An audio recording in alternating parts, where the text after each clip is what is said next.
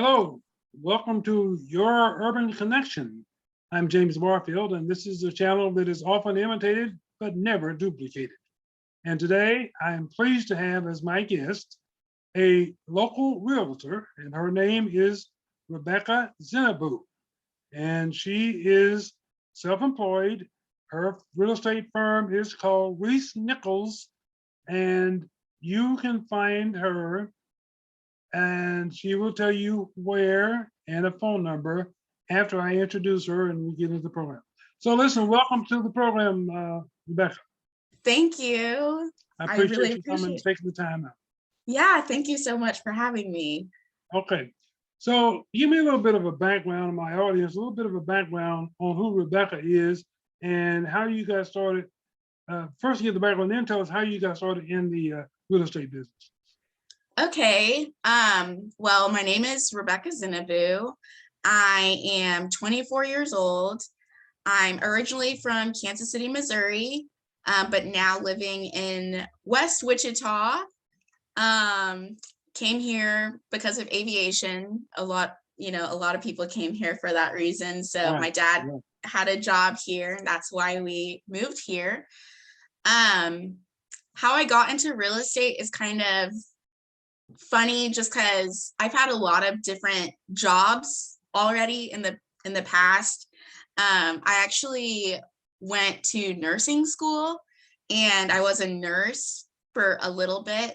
But when I was in nursing school, I would always see, my classmates in the classroom, like looking at Zillow and stuff like that. And I was like, man, I wish I could just help you find a house, Sure. And like, even whenever I did become a nurse, there was other nurses like on our breaks scrolling through Zillow and like talking about moving and stuff like that.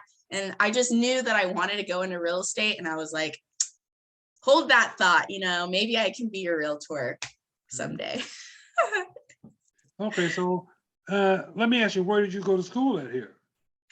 I went in high school, like all before that, I went to Mays. Okay. Yeah, and then after Mays, I just dabbled in some gen ed classes at Butler.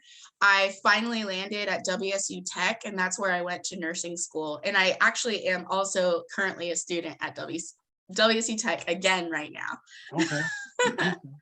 Okay, so you basically deal in the residential area of real estate, is that correct?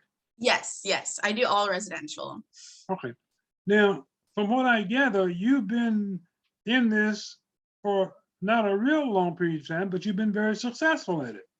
Yeah, I had a really good first year. I was kind of nervous because like they usually say that your first year, like maybe 1 to 3 years, is really hard.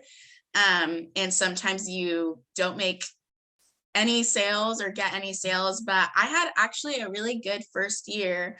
Yeah. Okay.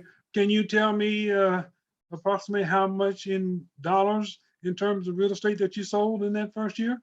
Yeah, I just actually, I have it here with me because I look at it all the time as, yeah, I mean, I look at it all the time just like as motivation.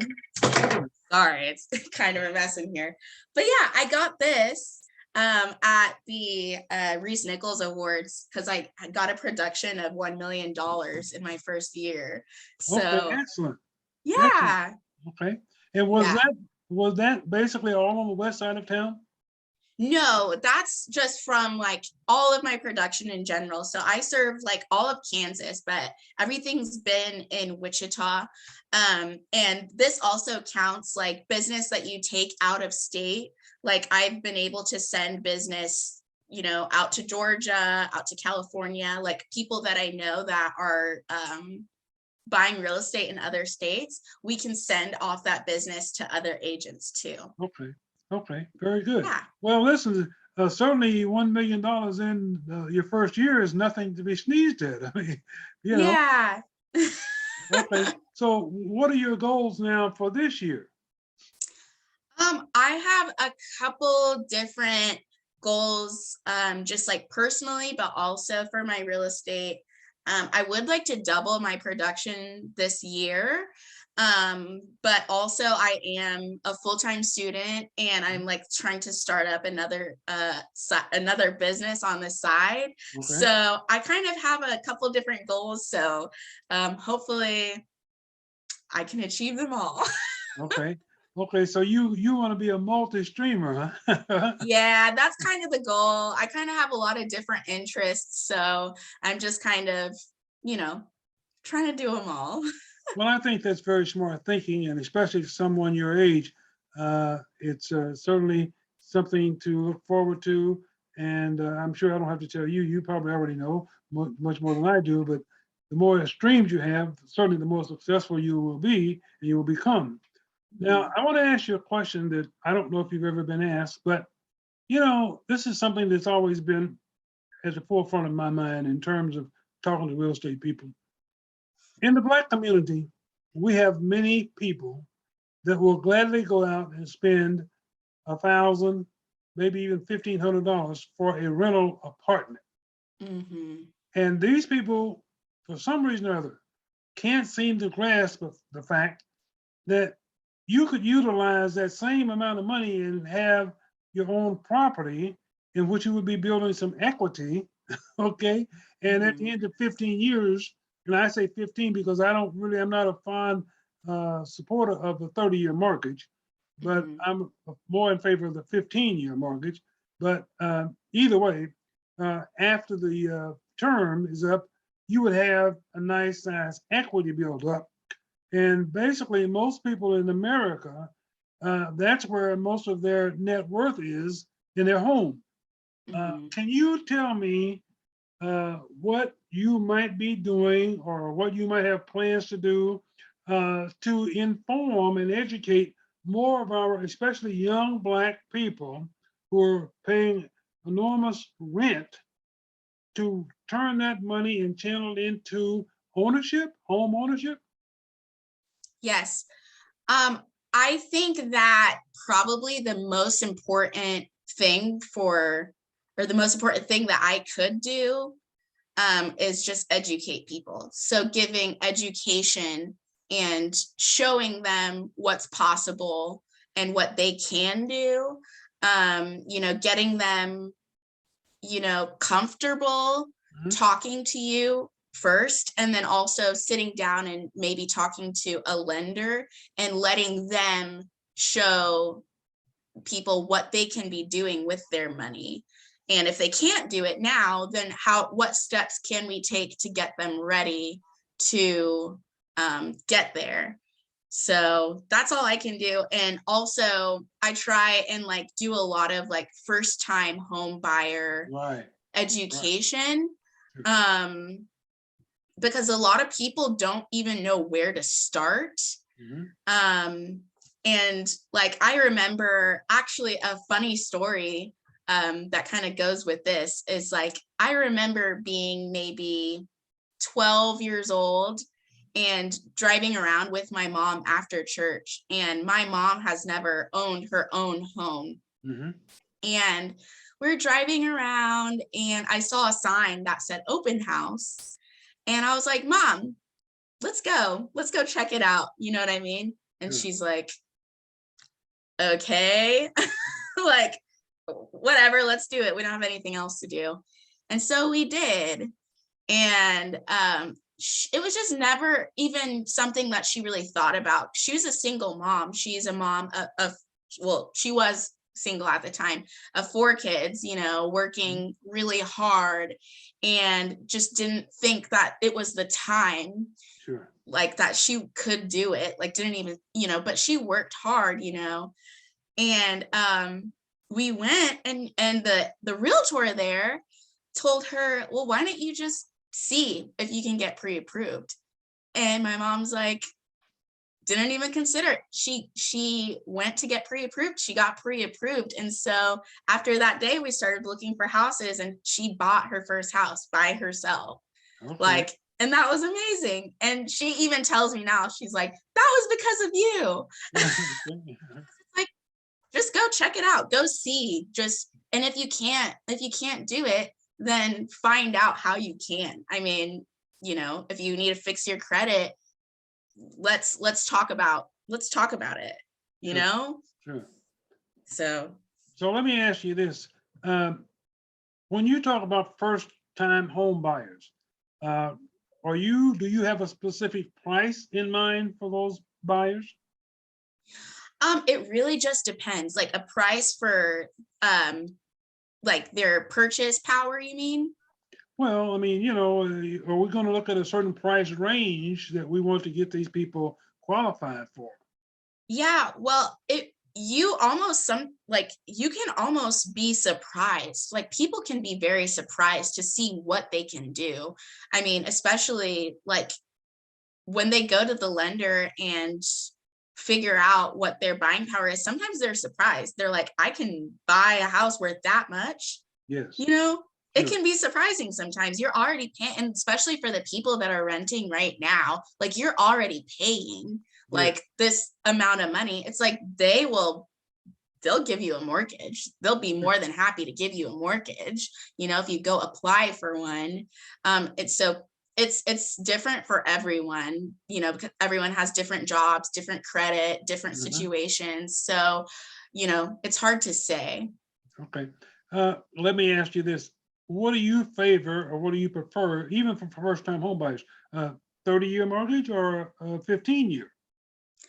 I think that most people are more comfortable with the 30-year mortgage. I think that's just what most people do. But yeah, and then like maybe like refinancing in the future, but that's just what I see more of so far. But let me ask you, is that because that based on the fact that this is what they've been educated to, a 30-year mortgage? Because here's what I find. The difference in your monthly payments, and I think a lot of people think that, well, a 15-year mortgage is, if it's 450, if I go to a 30-year, okay, well, let's reverse that. If I have 450 at a 30-year, if I go to 15 years, it's going to double to 900. And that's not the case. Okay. But if you look at how much you will save in interest over that 15-year period, it's a no-brainer. Yeah. So let me ask you this. Would you say today we're in a seller's market or a buyer's market? It's definitely a seller's market right now. That's what they call it. Okay. And Yeah. so does that mean that basically the demand is higher than the inventory? Is that what that is? Yes, definitely. Yeah, there's a lot of demand now, so that's why the market kind of works in the seller's favor right now, just because there's so many people looking, and there's not enough inventory, and so they have something that everyone wants, and so it works in their favor. Okay. But education is the key. And I think, like you said, the only thing you can do is educate them. And that's what I'm talking about, because I think a lot of these people have not been educated in terms of, hey, what they can do with that rent money that they're spending every month. And when you've been consistent making these payments on time, that affects your credit rating and allows you, if you do that, it allows you to easier qualify for a home loan, for a mortgage, Absolutely. But it's just, I think it's just a lack of knowledge that is getting most of them. All right. I think so. And I just find that, to me, it's just kind of, you're just doing things that are, at the end of 15 years of renting, you walk away with nothing. Okay. But if you would take that same amount of money that you're spending for that rental and put it into a mortgage after 15 years, you've got a home. Well, I keep saying 15, but you say 30. But anyhow, once the mortgage ends, you've got some equity in that home. Absolutely. And that Absolutely. increases your net worth. Now, if you're Yes. smart, you can take some of that equity out of that house and buy a second house. Absolutely. Or if you want to upgrade yourself. Okay, but you've got some equity there now. So let's talk about one other thing that I think they need education on. What do you think is the most appropriate way to start on financing home? Should you start with the minimum down payment, or should you increase more than what they're generally request just to get into that mortgage? So for the down payment, how much should they put down? Like as the minimum amount or more than that? Yes. Yeah, so it would be great to pay more than the minimum amount. Like the most that you could put down would be great. But people usually just do the minimum amount. They're like, what percent down do I have to have? You know, they just want to start with, you know, the bare minimum, just, you know, to get in there. And so, but yeah, of course, if you can do 20%, like do 20%, because your payments are, I mean, that will benefit you in the future, really. If you're not able to, and you just want to get, you know, in there, then you ask, you know, what's the minimum amount that I can put down to get there, for sure. I think it depends on the person's situation. Sure. Well, even if you can afford it, the more you put down, the less your monthly payments will be. Yes. Okay. And then that's what I like to, you know, now if you can only afford the 5% or that's it. But if you can afford more, I think you're way ahead of the game if you will take, if you have an additional $5,000, apply that to that down payment. It'll save you a lot of money in interest, okay? And it'll lower your monthly payments. Now, let me ask you another thing. Do you sell most of your homes on the west side of town? No, actually, I just live on the west side of town. But yeah, like all over Wichita and even surrounding areas, you know, Hayesville, Goddard, Derby, Rose Hill, all of the places in Kansas, anywhere in Kansas, I can help people buy or sell a home. So okay. And then do you currently have any listings, say, on the east side of town? I do not have any listings right now, but I am looking for some. I have a couple that are probably going to be coming up within a month or two on the west side and in Midtown, but nothing right now on the east side. So, but yeah. Okay. Well, maybe we can change that. Okay. Maybe we can change that. Yeah, that would be great. I would love to have a listing on the east side. So yeah. Okay, so now let me turn to the financing aspect of it.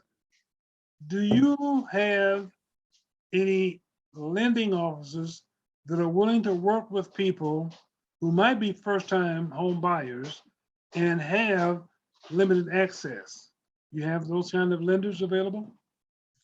I have a lot of different lenders who have that provide a lot of education for first-time home buyers. And I think that's very important is to have someone who will take the time to sit down with someone and like really look at their situation and their goals and really educate them and show them the different things that you can do. And so, yeah, I have a couple of those. So if anyone, you know, reaches out to me and I have a few different people that they can talk to sit down and talk about their options. Sure. Yes. Okay. And now you mentioned Goddard and Mays and all those, of course, are west side suburbs. Okay. Yeah. And a lot of the people we're talking about, you know, that I'm referring to, basically live in inner city. Do you have, or have you had any problems getting, or have you had very much dealings, I'll say, with inner city would-be buyers? I mean, not necessarily. I feel like we've looked at houses all over town. And so it's with this competitive market, we've like looked everywhere. And I mean, it's just, yeah. Okay, all right. So what is the cost of the average home that you've been selling in this first year business? I would say probably the average price would be 150 that I've been working with, some lower, some higher. But yeah, whenever I look at all of the numbers, like 150 is like the average. Okay. And so for 150, basically, what are you getting? With 150, right now you can, I mean, prices are, I mean, you know, there's a lot of different things that you can get for 150 because it really just depends. But yeah, you can get a house with, you know, 3 bedrooms, maybe 2 bathrooms, like, you know, yeah, you get a decent house for 150. I feel like that's a pretty good price range. Like especially if you're a first time home buyer, I feel like that's pretty good. It's a Okay. great place to start for sure.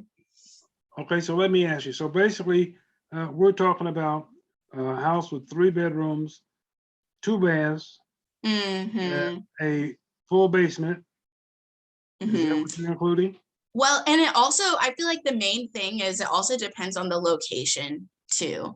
So, you know, if it depends on the location, like where it's at and stuff like that. I feel like that's a big thing because sometimes people like that's like one of the first questions that I ask them. Well, first of all, we need to know what the budget is, but then we need to know, you know, what locations, like where do you want to be, you know, like you want to be on the east side, you want to be on the west, south, north, you know. And then so sometimes someone will tell me like, okay, my price range is, let's say, $100,000 and I want to be like on the northeast side or something like that, Mhm. you know, or I want to be like over like, you know, and sometimes we have to just kind of like, I'll just show them what's available and then we'll just take it from there. But I feel like a lot of it has to do with location too. What you can get depends on the location. Yeah, but you know, from my understanding and from my experience, basically almost all of Wichita, unless you're buying a house that was built in the 1940s or whatever, Mhm. all the houses, well, the houses sell the fastest, I put it that way, have a basement. Now it doesn't have to be finished, but as Mhm. long as it has a basement available. Mhm. And that's why I'm asking you for 150,000. Are we talking 3 bedrooms, 2 baths, a full basement, either finished or unfinished? Is that what you can get for $150,000? You could probably find a house with with that criteria for 150. Okay. Would you saying that's the exception rather than the rule? I mean, it's hard to say, really. It's really hard to say exactly what you can get. But I mean, Okay, let me it's a ask you good this. it's a good place to start for sure. Okay, let me ask you this. Do most of the people that you initiate conversation with and you ask them, hey, okay, what are you looking for in a house? Do not most people say a basement? Like I said, Yeah. either finished or it doesn't have to be finished, finished or unfinished. Most people now, unless it's changed in the last 7 or 8 years, most people want a basement. They want to Yeah. have the privilege of having a basement. Like I said, it doesn't have to be finished, but as long as they have access to a basement, because you can put in additional functions such as an additional bathroom, a shower, or whatever, wash and dryer uh, outlets in a basement. Hmm. It's having that basement because some people prefer, let's say you want to build another bedroom, having that basement, okay, is Yeah. certainly beneficial. So if you got somebody with 3 kids, okay, and they usually want, if they get a 3 bedroom, they usually are looking to expand in sometime in the near future with a 4th bedroom. Hmm. Okay, so that each child can have their own separate bedroom. And that's why I'm saying with a basement, it's much easier than it is to have try to build on to something or For look at a bigger sure. house or whatever. Yeah, For that's all sure. I'm saying. Now, I know you talk about, you mentioned there $100,000 home. Uh, and location, I understand plays a part. But what happens if you have somebody that is looking for a hundred something in $100,000 range? They prefer in say northeast or southeast or whatever, you don't have anything in that area, but you have something available in a different part of town. Do you Mhm. attempt to get these people to switch their preference, or you just wait until you have something in their preferred area?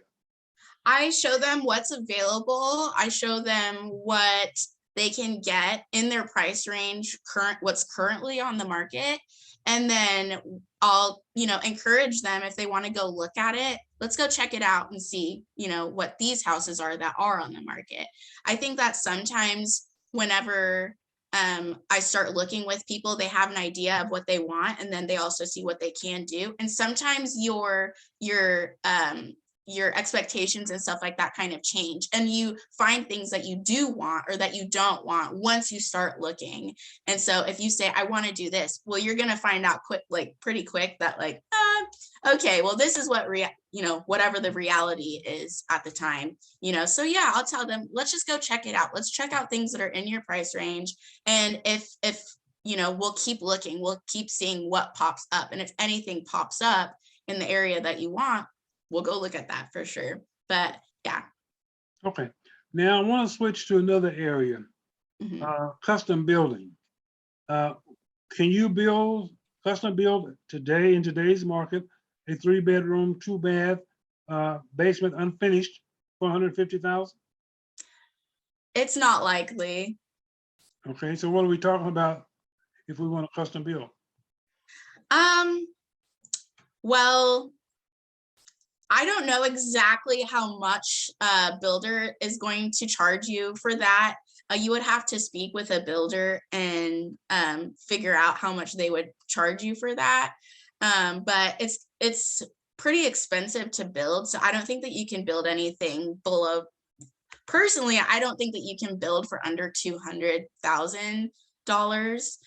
Just because I did kind of look around for someone who, their price range was 200 at the very top, and they wanted to build a house, but it just wasn't going to happen. Like, we couldn't find anyone to do it at that price point. So. Okay. Now, of course, housing prices are rising. The cost of lumber and all this is rising. Do you see, or do you foresee housing prices lowering anytime in the near future? I do not. I don't see that happening anytime soon, but no one really knows what's going to happen. So, but I think that they're probably just going to continue rising. Yeah. Okay. So now I want to ask you this question real quick. Mhm. We're talking about a buyer's market. So let's say a buyer wants $150,000 for a home, and we won't say any preference in terms of location, but he wants $150,000. You have a client that has 125,000. What's the likelihood of this person that owns a home? What's the likelihood of them being willing to negotiate to meet the needs of your client or meet their financial constraints? So the house is listed at 150, but my client has 125. Yes. Right now in this market, it is unlikely. I'll just be honest, just because if you're getting multiple offers, and it depends also, it very much depends on the situation. If it's a house that's been listed, not everything is selling super fast and overpriced. Like, it's not everything. Some houses, people overprice their houses still, and they don't get what they want. There are houses that have been sitting on the market for a while that not everyone is trying to get. So with that, with buyers who might, not want to be as competitive, then sometimes it's great to look at houses that have been sitting on the market for a while, because then sometimes the seller is more willing to, okay, well, maybe I overpriced it. Sure. And so you could then negotiate the price down. Okay. Now, the other situation is, let's say you've got a buyer that wants a certain amount of money for his home. He's got a new job in Omaha, Nebraska, or Dallas, Texas, or whatever. He needs to sell that property, or he wants to sell that property as soon as he can. So he might start off asking one price, But I suggest probably after 30 days, he's willing to negotiate. If Yeah. if that house doesn't sell within 30 days. Definitely, definitely. And like that's when it's really good to like, I mean, whenever you decide to list your house, like you need to sell it, that's when you talk to your real estate agent and tell them your goals, tell them what's going on, when you need to get out, and then they're going to help you decide on, they're going to look at the market value of your home. And what that is basically just showing you like what people are willing to pay right now at this time for a property just like this. And so it can hurt you to overprice your property because, it's going to sit on the market. I mean, unless, you overprice it and it's just great and everyone wants that property. But it's like, that's when you look at, the condition of the property, what's going on in your neighborhood and stuff like that. And you price it at market value, if not a little bit higher. That's when you talk to your agent and make that decision. But it can hurt you to overprice because then it's going to just sit on the market. All the buyers are going to be like, what's wrong with that house? It's been sitting there in this market. It's been sitting there for, however long. They think there's something wrong with it. They're going to, lowball you even more than if you had just priced it at, market value. Right.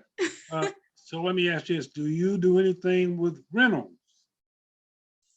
I do not really do anything with rentals. I do have a lot of people always messaging me just because they know that I'm in real estate, like if I have any rentals available, but I don't. I really just do residential sales, but I can always like keep an eye out for you, but I don't really do anything with them. Okay. So let me ask you this real quick. Tell me again the name of your firm, the location of your firm, and then slowly give me a telephone number where if somebody wants information or is interested in a home, they can contact you. Yes. So my firm is Reece Nichols, South Central. Reece Nichols. It's REECE space NICHOLS, Reece Nichols. And we are located at 7555 West 21st Street. And you can call me at 316-312-7080 if you need help buying or selling a home, or even if you just have any questions on how to get started. Okay. Now give that phone number one more time. Okay, it's 316-312-7080. Okay. Ms. Nichols, I'm pleased to have you as my guest today once again.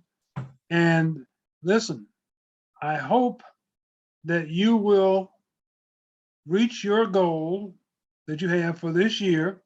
And again, I want to congratulate you on your first year's production. $1 million in sales in your first year is, to me, certainly something that is impressive. I appreciate you, ma'am, and you are welcome to contact me anytime. And you and I can get together again, and you can update me on what's going on in your business and in your life. Okay? Thank you so much. Thank you. I appreciate it. This has been James Barfield with YourUrbanConnection.com. Thank you and have a good evening.